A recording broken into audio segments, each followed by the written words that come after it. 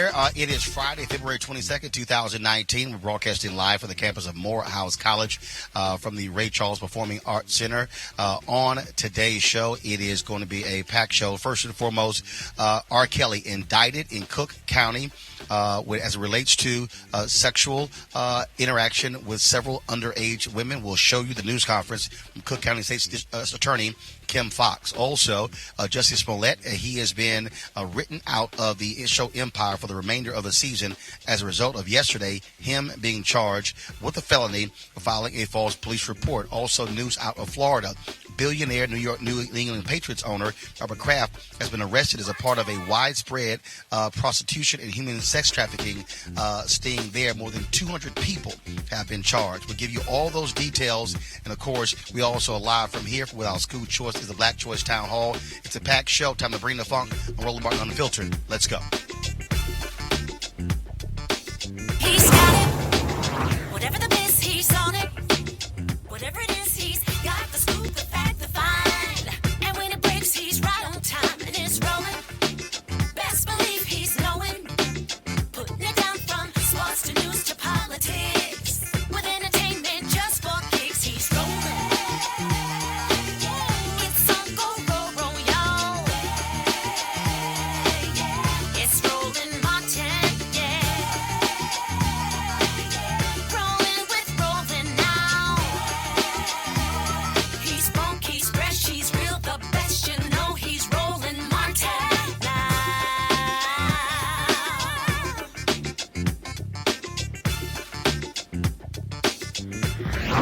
Martin.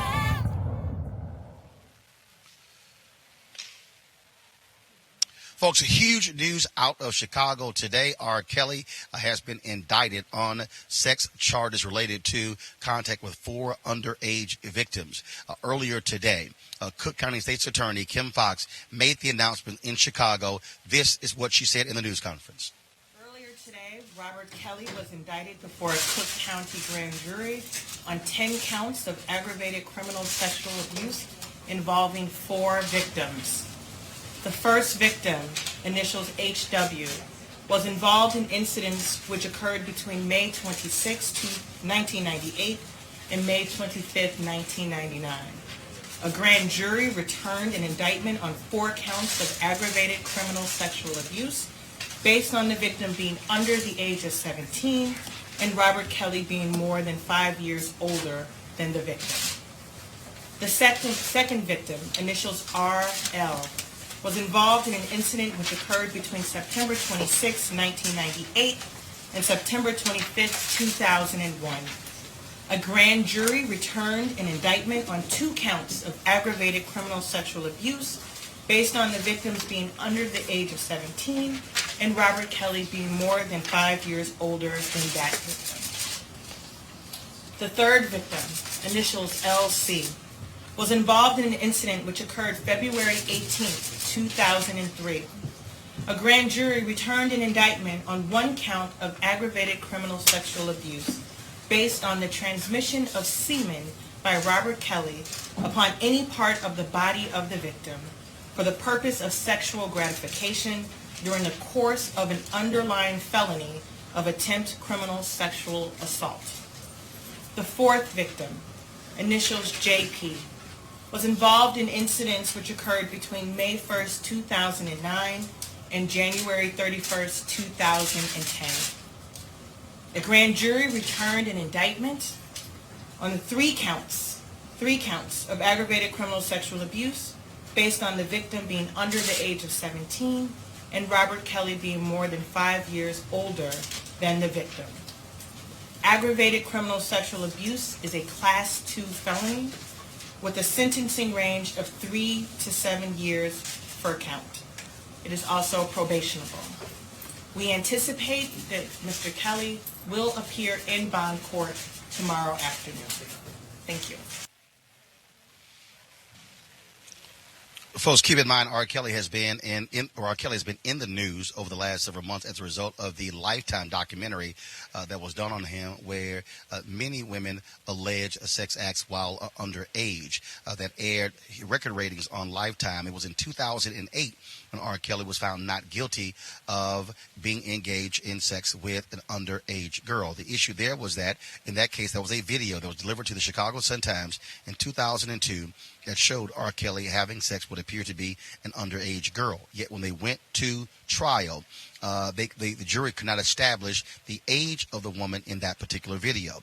It was a few weeks ago when lawyer Michael Avenatti said he received a videotape of R. Kelly having sex with a 14-year-old.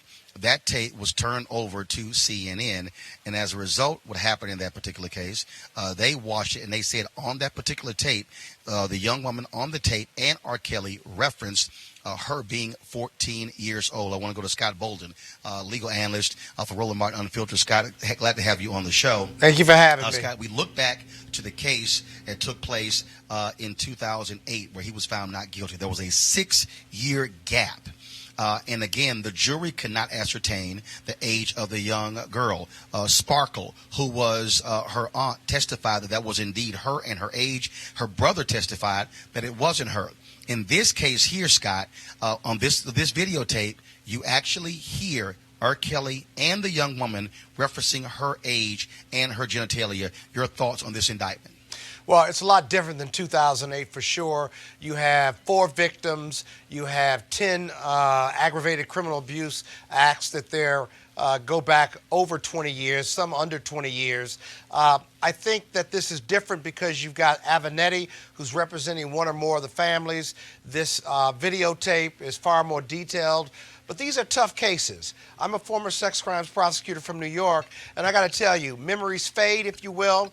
Look for a lot of briefings on the statute of limitations. Under the Illinois law, the statute of limitations is 20 years, and it starts running from the time the young women turn 18 years old. Watch for that to be challenged, and then watch for the witnesses in this case. How long can they be held? How long can the state's attorney's office keep them interested without them being struggle between testifying against an R&B superstar or not? A lot to go on before we either get to trial or plea. A lot going on before you even get to a conviction here. He'll put up a significant defense because 7 years running concurrently is tantamount to 70 years, and he can't afford that. None of us can, for that matter. Scott, in the previous case, it was 6 years between that videotape being turned over, him being indicted, and them going to trial. That was one of the criticisms of Cook County State's Attorney then, that it took 6 years for that to happen. I doubt very seriously Kim Foxx is going to allow 6 years to go by before there's a trial in the case of R. Kelly. She'll try not to, but remember, he hasn't been convicted. He has his due process rights, and he's certainly innocent until proven guilty, no matter how we feel. This is going to be a heavily papered, heavily researched case, and there are going to be a lot of witnesses, and there's going to be a gag order probably, because there'll be pressure on the witnesses to say certain things to convict R. Kelly. There'll be certain pressure on witnesses to not say certain things, but then in the end, all the witnesses will be required to tell the truth. And so I hope it doesn't take 6 years, but he's going to have the best lawyers, and they're going to paper this case and defend him to the hilt. So it's going to take some time, but we can get there. You also have a different situation now because the finances of R. Kelly have been greatly impacted. You have streaming services that are not playing his music, radio stations that have pulled his music as well. Folks, of course, in the United States are not wanting him to also have concerts. When you think back to the previous case, there were different stories. I was in Chicago at the time of him sending potential witnesses off to vacations for several months and years in other countries. You've also seen where Cook County has gone after his studio. He announced that because they said he can only do music between 9 a.m. and 9 p.m., he's now looking for new music. And so his finances, he's in a different financial situation in 2019 than he was in 2008 as well. Well, I think he's in a different financial situation, not because of what you said, but because there are other investigations going on, parallel investigations. The FBI is investigating them along with the Department of Treasury to see whether he's violated any finance laws through banks and checks and what have you. Department of Homeland Security has a full-on investigation looking at whether he's guilty of children and sex trade trafficking of young women, which is really relevant, probative, and material. He could be charged at the federal level beyond this state level piece. So he's got to have a set of lawyers to fight that, because he's going to be fighting for his life. So he's going to need really good lawyers, and he's going to need money to pay them. Now, he may or may not have that. He's made a lot of money over the years. But as you may know or may not know, but I know, lawyers can cut up and cost a lot of money real quick in these type of high-profile matters. Also, Scott, you have obviously very busy week there for Kim Foxx and her office, of course, with the Jussie Smollett case as well. When you look at this R. Kelly case, them indicting him with these 4 women, you also have the possibility that other women could come forward. It was Kim Foxx who put a call out after that Lifetime documentary for people to come forward if they had information regarding R. Kelly. If there are other women, then those other women are going to come forward, which is a whole nother challenge.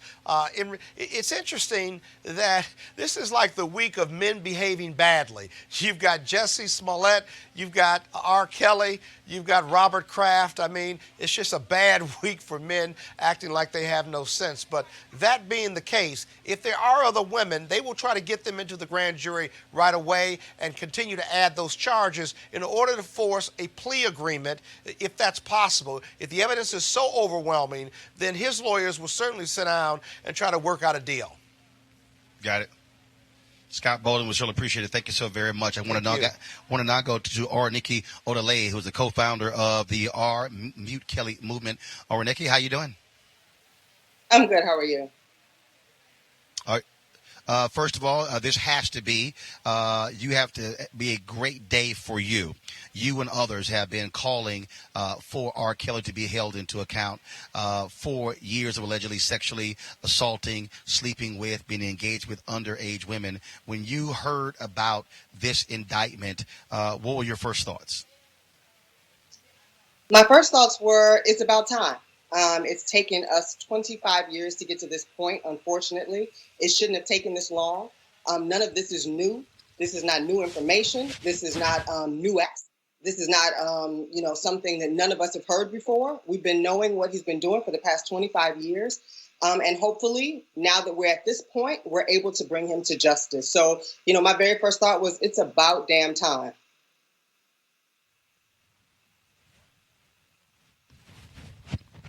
And also, okay, again, you have this videotape that Michael Avenatti discovered that was brought to the attention of the Cook County District Attorney's Office. She also made the call. The pressure also, the intensity that came from that documentary, that also is what opened the doors for a new investigation into R. Kelly. Absolutely. It was the first time that people were able to see the width, the depth, the breadth of this man's depravity all in one place. And I think that turned the tide. When we started this 2 years ago, we got a lot of negative feedback from the community. But I think once the community got to see, the stories of those women, and knowing that those aren't even the only women, there are many, many more who were not in that documentary, it really turned the tide, and people put pressure on the judicial system to do something about it. So it's unfortunate it took us this long, and it took a documentary when women have been crying out for 20 years for us to help them. But we're glad we're here, and hopefully, we can get to the finish line soon. And when you talk about the issue of, as I asked Scott Bolden, the potential is there for more women to come forward as a result of this indictment today by the Cook County State's Attorney's Office.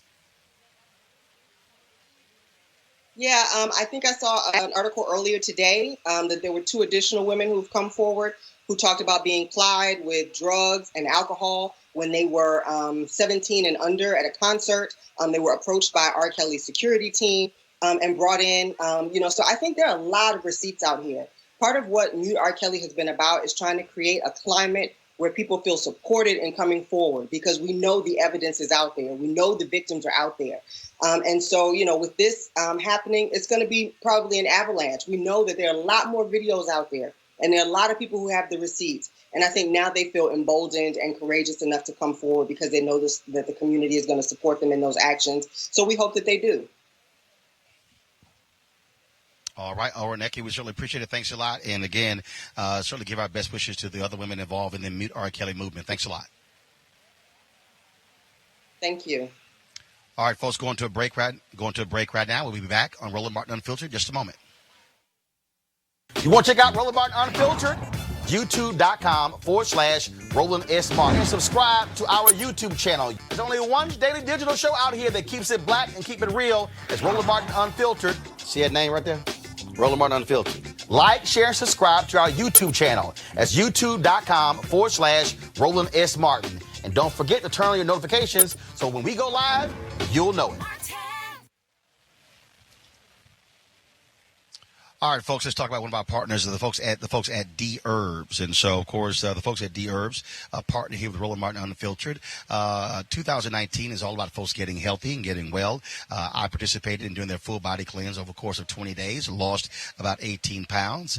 Many of you out there are looking to increase your energy, but also lose weight and also to live a much healthier life. The D Herbs full body cleanse is a way for you to do that. They have 27 different cleanses that you can take advantage of. I did the 20-day one. Previously had done the 10-day one. And so you can do any one of those. And again, it's about removing toxicity from your body, removing a lot of those processed foods, getting you to eat differently and to also think differently. And so on that 20-day cleanse, I was doing, of course, just vegetables as well as raw fruits and nuts as well. That's the only thing I could actually eat on that cleanse. And so it changes your view of food and how you eat. If you want to try the full body cleanse, do me a favor, go to dherbs.com, dherbs.com, and then you can use the promo code Roland in order to try one of their cleanses. And so again, you can also call this number 1-866-4-DHERBS, 1-866-4-DHERBS. Use the promo code Roland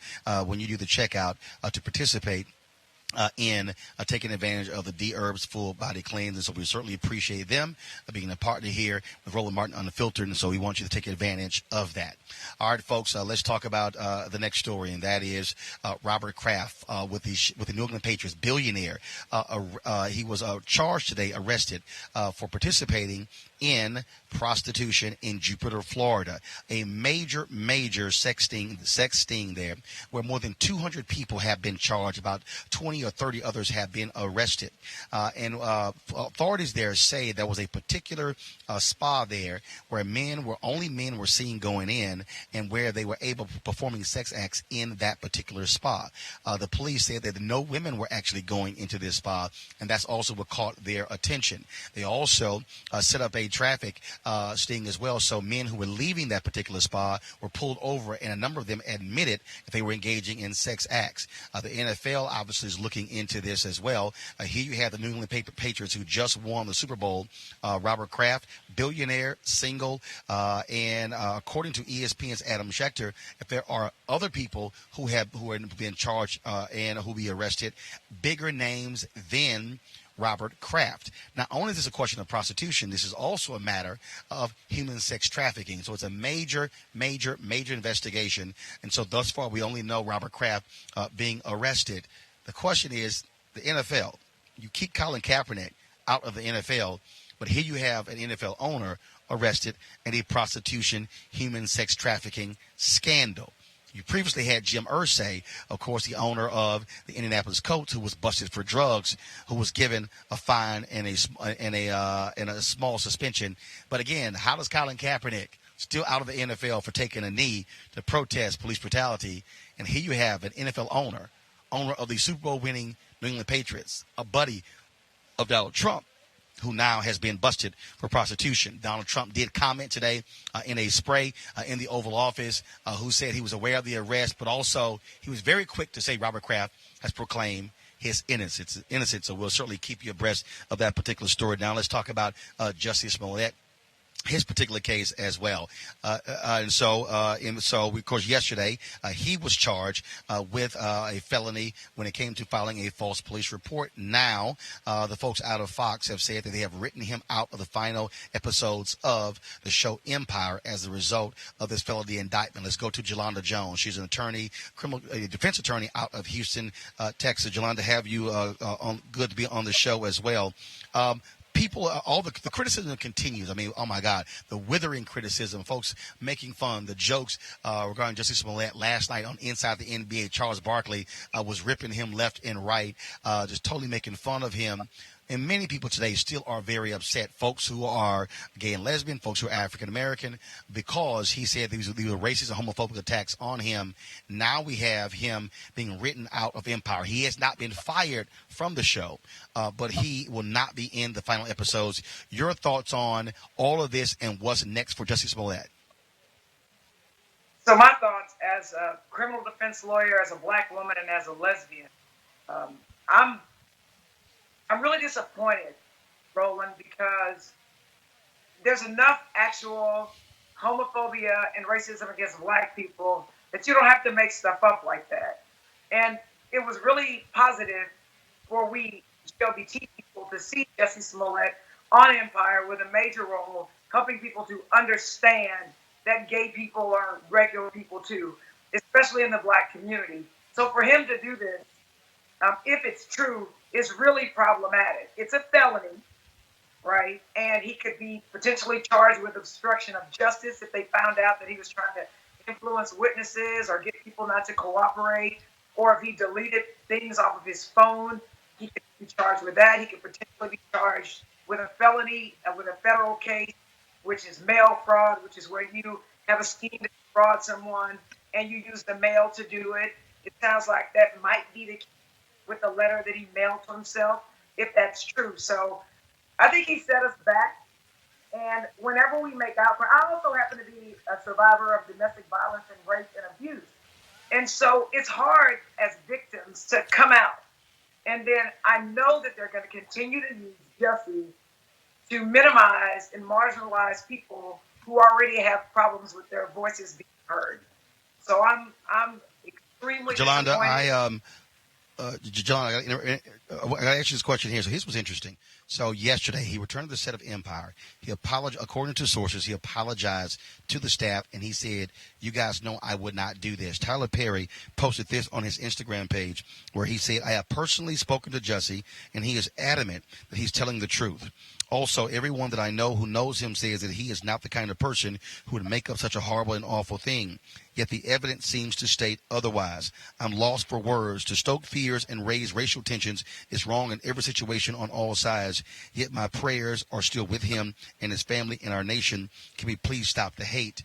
I read that proffer, and they from the Cook County State's Attorney's Office, and it is in extreme detail where they talk about conversations, dates, times, phone calls made, length of the phone call as well. So what do you make of, again, him granted innocent to proven guilty, but when you look at that proffer, then you hear him still saying, I didn't do it. What do you think? Well, I think as a criminal defense lawyer, people think that they've covered their tracks. So I can delete things off of my phone, but if I call someone else, they'll have a record that they called me, right? So I don't have it, but they have it. If I paid with a check, which I heard that he paid with a check, that's easily verifiable. The thing about phones is people don't realize that they're geolocating on the phones. So I can tell where the phone call was made within the cell phone tower. So the evidence is going to be what the evidence is. I think that if Jussie did it, first of all, I think he needs to stop talking. It sounds like he might have a drug problem, potentially an alcohol problem, so he needs to go into treatment. And also, he had prior misdemeanors in 2007, if I remember correctly. And the only thing that's relevant about those, one, is they can use your prior criminal history against you, but he had a DUI, which shows that he was under the influence. But the thing that troubled me the most, and that's going to go directly to his credibility, is that when he was stopped for DUI, he was charged with giving a false name, specifically his brother's name. So he got charged with that as well. So his credibility is going to be a big issue.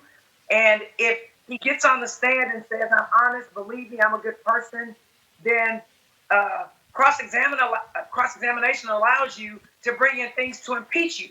So if I say X and there's evidence out there to show Y that contradicts it, it's going to come in. So I think he needs to just be quiet, let his lawyers do the talking, and he needs to tell them everything that really happened so they can give him the best defense possible.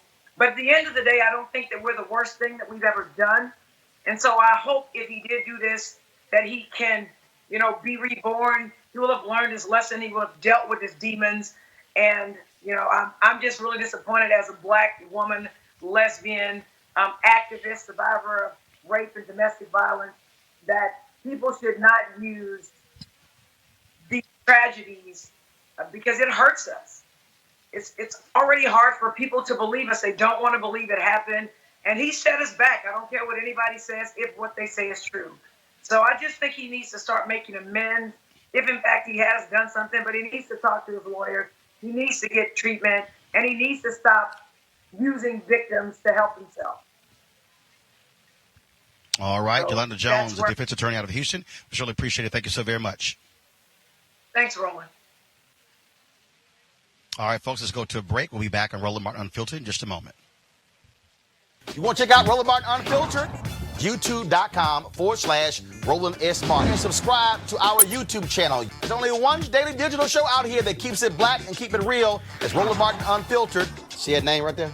Roland Martin Unfiltered. Like, share, and subscribe to our YouTube channel. That's YouTube.com/Roland S. Martin. And don't forget to turn on your notifications so when we go live, you'll know it. All right, folks, a word for another one of our partners, Bishop T.D. Jakes. The International Pastors and Leadership Conference is where thousands of entrepreneurs, and leaders will unite from April 25th through 27th, 2019 in Tampa Bay, Florida. Now, over the span of 3 days, you will glean deep insights on how to catalyze the greatest impact on your enterprise at this highly anticipated leadership conference. Now, whether you're a CEO or an attorney, get ready to elevate your effort to impact people, processes, workflow, investments, marketing and advertising, communication, and more.